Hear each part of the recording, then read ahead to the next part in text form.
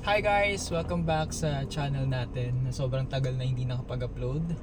So for today's video, ganun pa rin, ko pa rin kayo ng mock call practice scenario para sa mga newbies natin or sa mga gustong mag-apply sa BPO industry and walang idea kung paano nga ba yung mock call na sinasabi ng mga HR.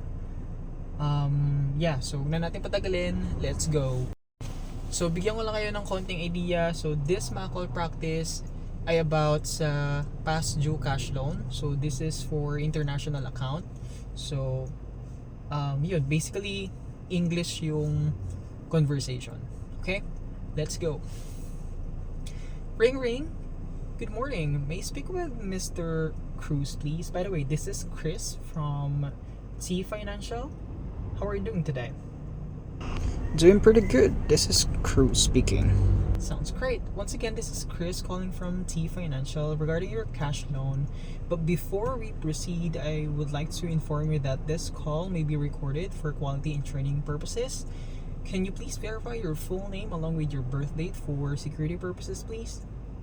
Fernando Cruz, January 12, 1990. Thank you for confirming. And calling to inform you that your cash loan payment is currently past due, Mr. Cruz, and our records shows that the amount due is $90.50, which was due on 1st of April. Sorry to interrupt you, Chris. I forgot that.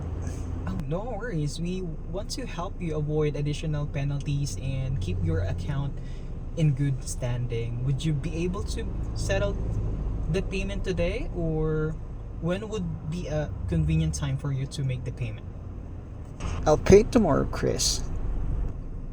That sounds great. I'll note your promise to pay tomorrow, Mr. Cruz, and may you may complete the payment through your online banking. Once the payment is made, please allow 24 hours for posting.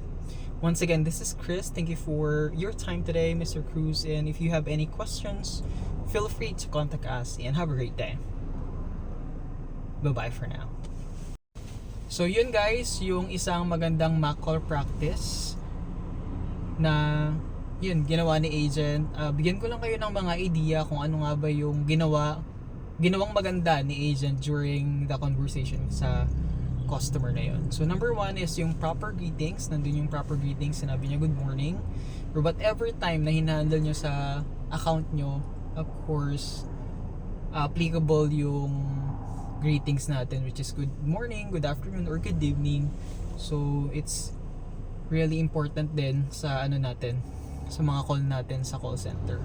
Then yung customer verification process, if you notice, nag-ask si agent kay customer na i-verify yung full name and then yung birth date. So it's imperative para sa mga BPO na mag-verify ng full name or birth date or anything na pwede nilang ipang-authenticate kay customer bago sila mag-provide ng personal information or any sensitive information sa account. So yun yung verification process na sinasabi natin sa BPO. And then informing past due balance, if you notice, nagsabi si agent, I believe $90.50, nagsabi siya ng amount, at least aware si customer how much yung kailangan niyang is-settle. And then yung soft collection approach, nandun din siya. Setting promise to pay, nagsabi din si agent na okay Mr. Customer, inonote ko na lang po na magbabayad po kayo by tomorrow, since sinabi ni customer na magbabayad daw siya by tomorrow.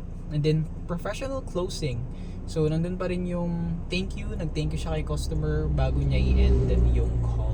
So it's important kay sa BPO industry, at least we thank the customer before we end the call professionally. I mean, kino-close natin yung call professionally. So I hope nakatulong to sa mga newbies natin or mga curious and gusto makapasok sa BPO industry. So again, this is for financial account and for cash loan past due na mga scenario. So if you guys have questions or clarifications or mga gusto nyong ipagawa sa akin na mga mock call practice, o may mga questions kayo, you can also direct message me or comment down sa comment section natin. So yun, thank you so much guys. Keep on liking my videos. Please also follow my page And yeah, yun lang. Iingat kayo guys kasi babiyahe na ako. Let's go! Bye-bye!